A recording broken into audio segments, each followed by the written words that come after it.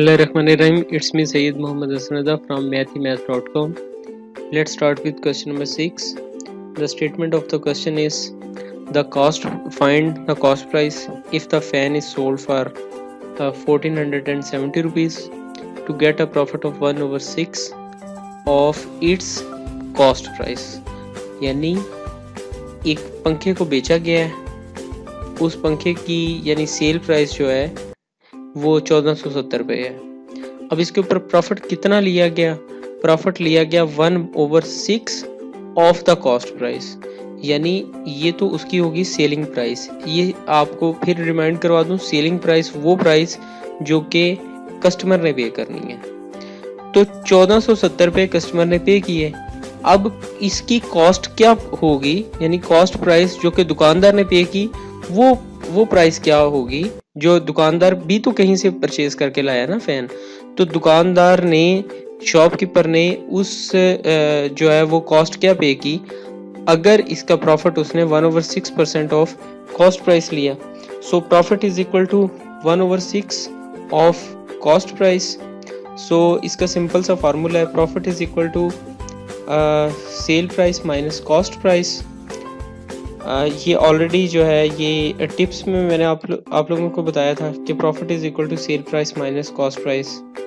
So cost price is equal to, यहाँ से अगर आप कॉस्ट प्राइस ले लें तो ये आपके पास आ जाएगा, यानी कॉस्ट प्राइस को आप इक्वल साइन के इस साइड पर ले आए, ये प्लस में आ जाएगा, और प्रॉफिट को आप इस साइड पर ले आए, प्रॉफिट माइनस में आ जाएगा। So cost price is equal to cell price minus profit आ जाएगा। नेक्स्ट ये आपके पास जो सेल प्राइस कॉस्ट प्राइस है, कॉस्ट प्राइस जो है is equal to cell price 1470 रुपये माइनस प्रॉफिट जो है 1/6 ऑफ कॉस्ट प्राइस। अब ये 1/6 of cost price equal sign के दूसरी साइड पर जाएगा, तो ये कॉस्ट प्राइस प्लस 1/, यानी इस साइड पर ये पूरा फैक्टर माइनस में है, इस साइड पर ये आके एडअप हो जाएगा। सो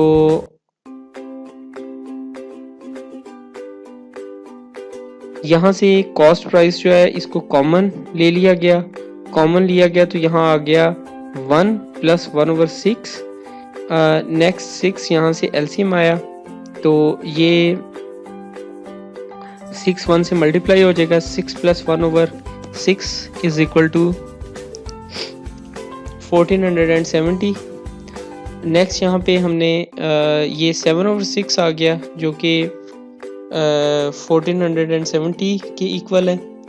अब सिंपल ये 6 इक्वल साइन की साइड पर आके मल्टीप्लाई हो जाएगा और 7 इधर डिवाइड हो जाएगा।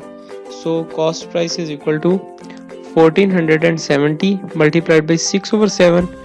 अब यहाँ आप इसे कैलकुलेटर से सिंपली सॉल्व कर लें, यानी 1470 को आप 7 पर डिवाइड करें तो ये आपके पास तकरीबन 1260 जो है ना वो इसकी कॉस्ट प्राइस है जो कि शॉपकीपर ने पे की है।